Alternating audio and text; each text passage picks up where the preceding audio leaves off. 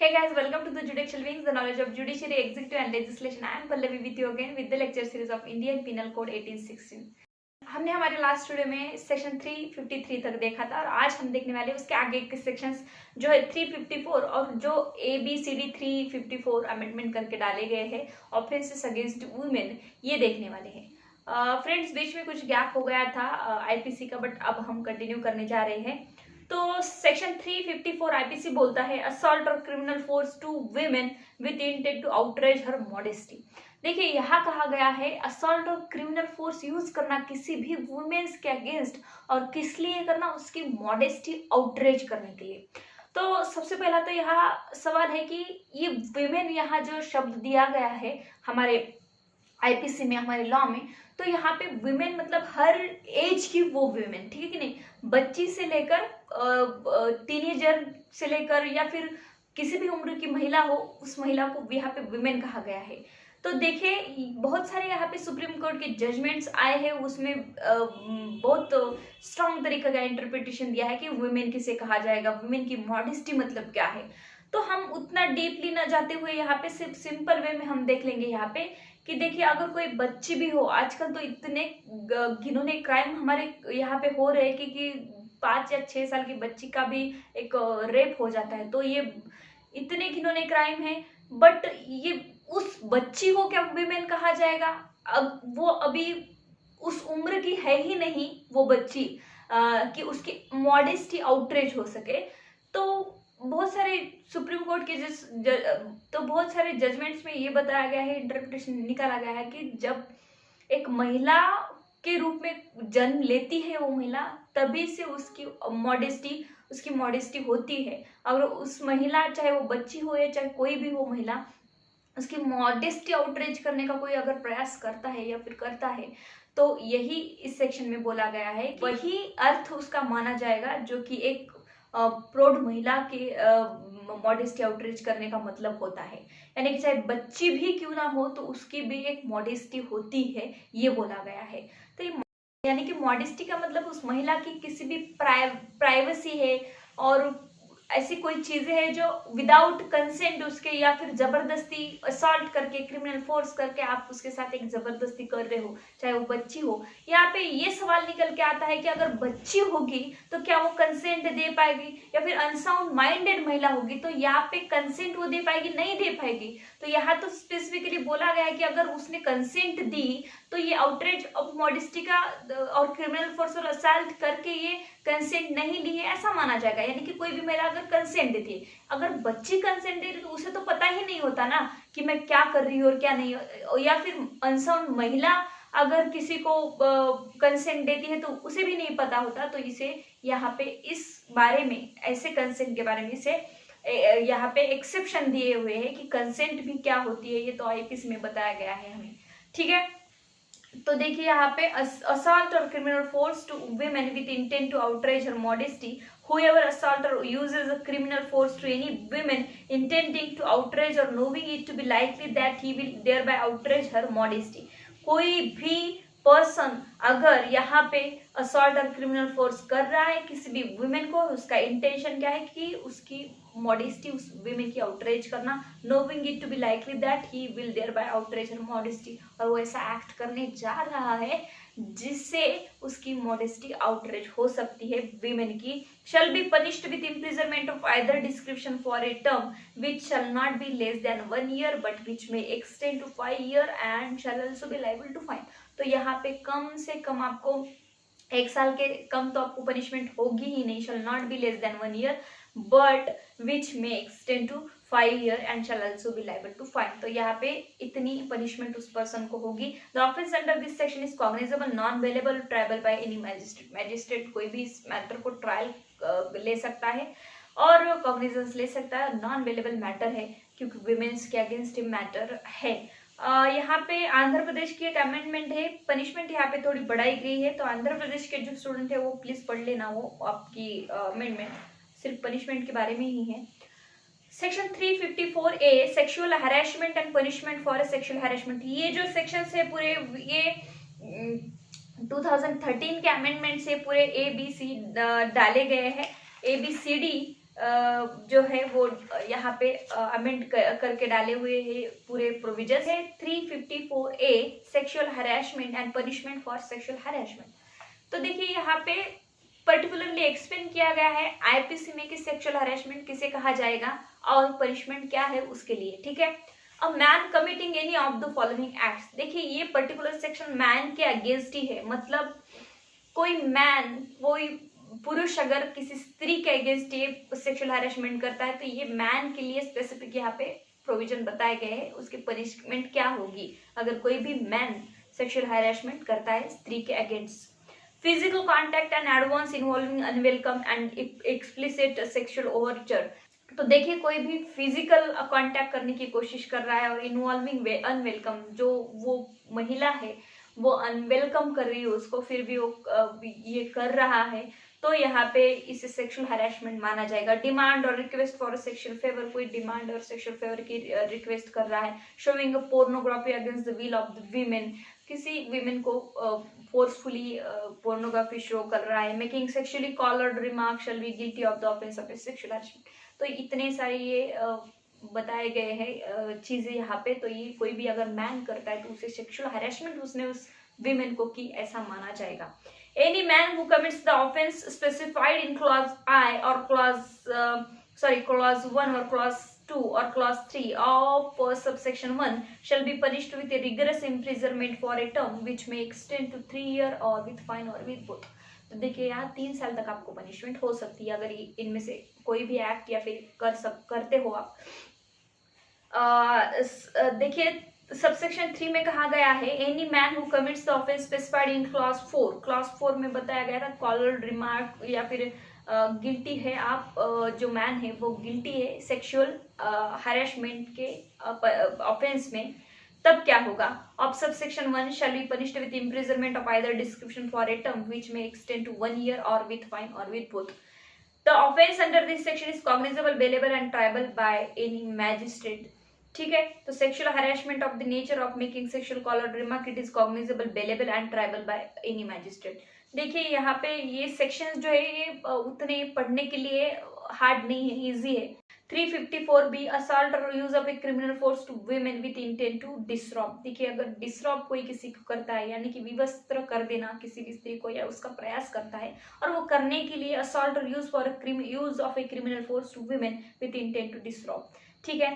तो any man who assault or uses a criminal force to any women and or abets such act with the intention disrobing or compelling her to be naked, उसे वो करने के लिए मजबूर कर रहा है, कंपेल कर रहा है। Shall be punished with imprisonment of either description for a term which may not be less than 3 years but which may extend to 7 years and shall also be liable to fine.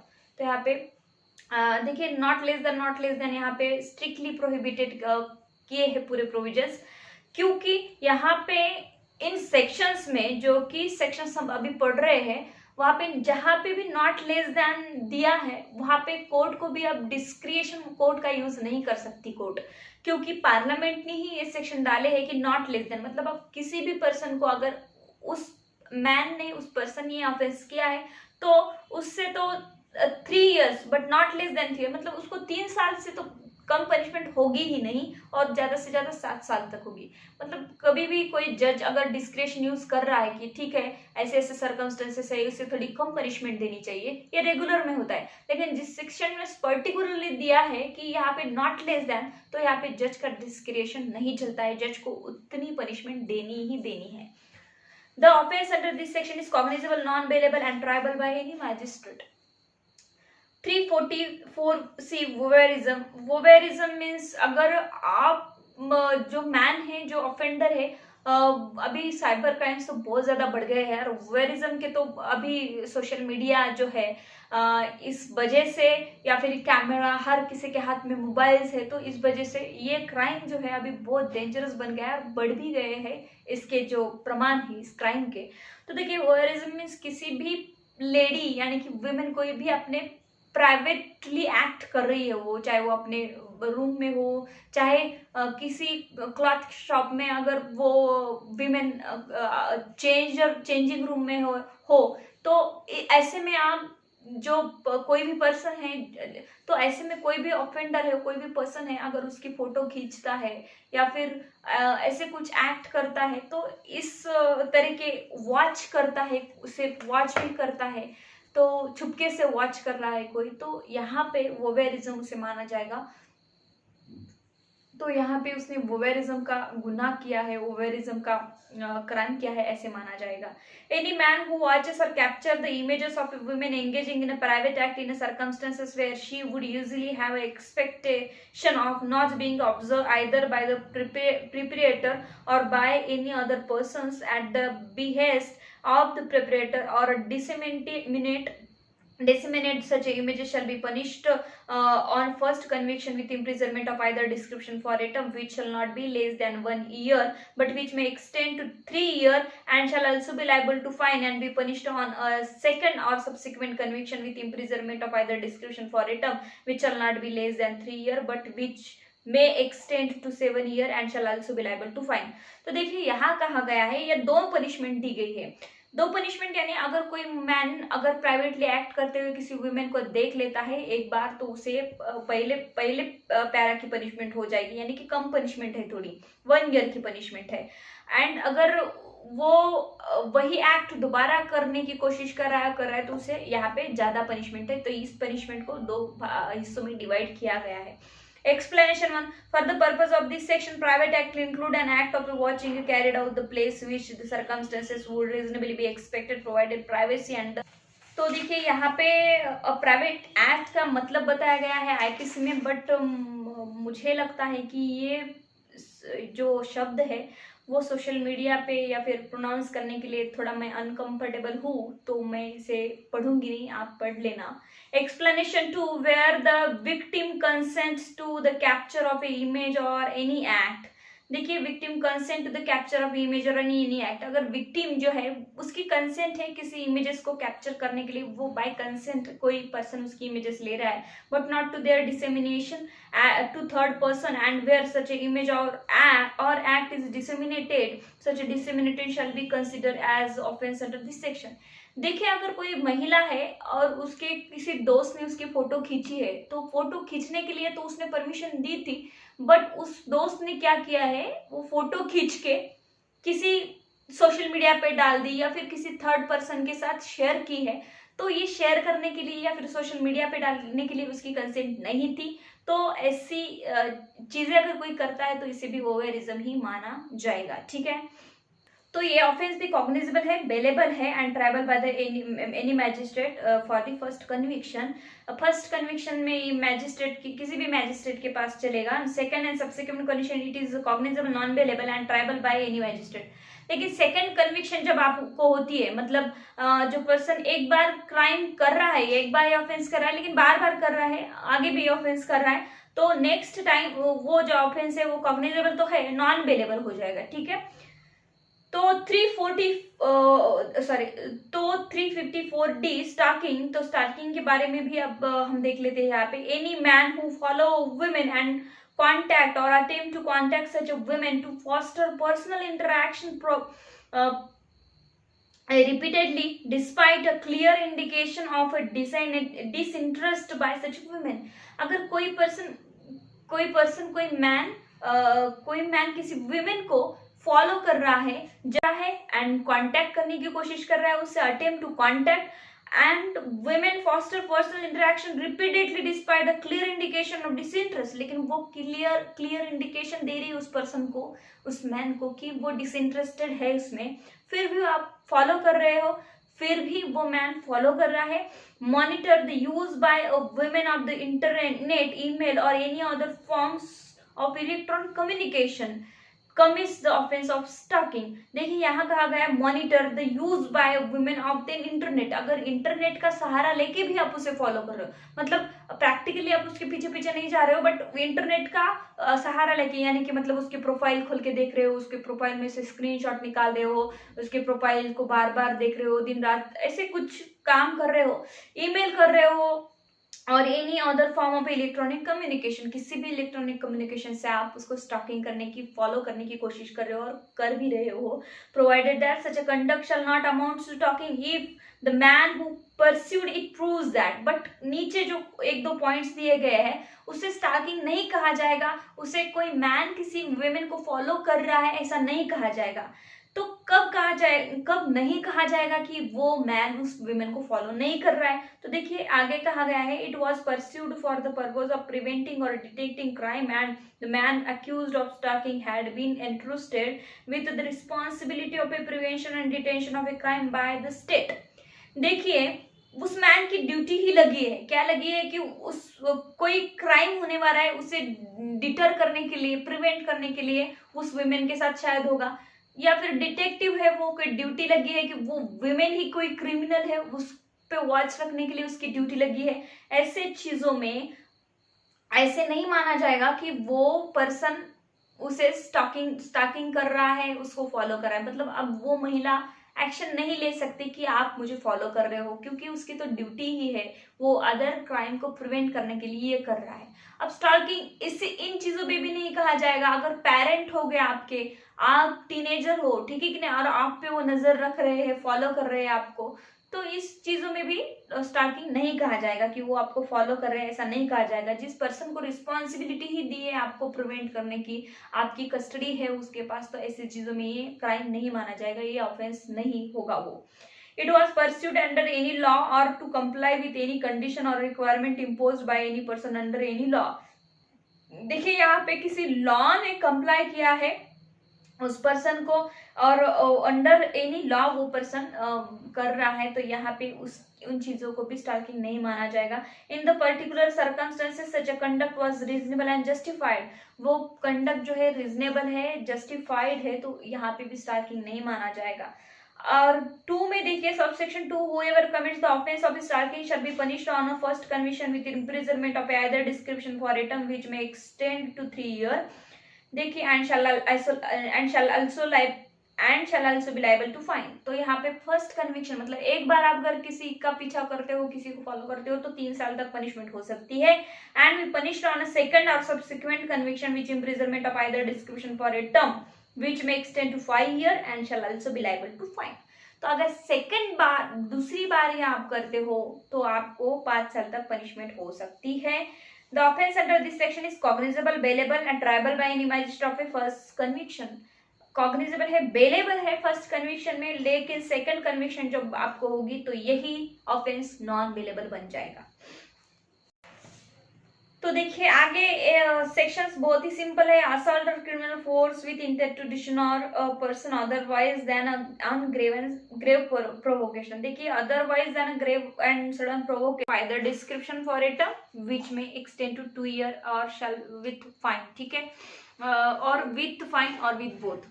आगे का section है 356, assault और criminal force in attempt to commit theft of property carried bye a person. देखिए कोई property carried कर रहा है कोई पर्सन, और उसको असॉल्ट और क्रिमिनल फोर्स करके आप अटेम्प्ट टू कमिट थेफ्ट कर रहे हो, तो who that person is wearing or carrying shall be punished with imprisonment of either description for a term which may extend to 2 years or with fine or commit with both। तो अगर कोई महिला उसके गहने कैरी कर रही है, उसके गले में है, और आप असॉल्ट और क्रिमिनल फोर्स यूज कर रहे हो, क्या करने के लिए? चोरी करने के लिए, चोरी अटेम्प्ट करने के लिए, तो यहाँ पे भी आपको 2 साल तक पनिशमेंट हो सकती है। 357, असॉल्ट और criminal force in attempt wrongfully to confine a person. किसी भी पर्सन को रॉन्गफुली कन्फाइन करने के लिए आप क्या कर रहे हो? असॉल्ट और क्रिमिनल फोर्स कर रहे हो। देखिए अटेम्प्ट रॉन्गफुली कन्फाइन अगर आपने कर दिया तो उसके लिए तो अलग ही पनिशमेंट, लेकिन उसका अटेम्प्ट कर रहे हो, और अटेम्प्ट करते टाइम आप क्या कर रहे हो? असॉल्ट और क्रिमिनल फोर्स कर रहे हो। whoever assault or uses a criminal force to any person in attempting wrongfully to confine that person। लेकिन wrongfully बोला गया, मतलब पुलिस भी कर सकती है किसी पर्सन को कन्फाइन करने के लिए क्रिमिनल फोर्स और असॉल्ट, तो पुलिस को क्या यहाँ पे wrongfully माना जाएगा? नहीं, वो तो लीगली काम कर रहा है, तो यहाँ पे wrongfully होना बहुत जरूरी है।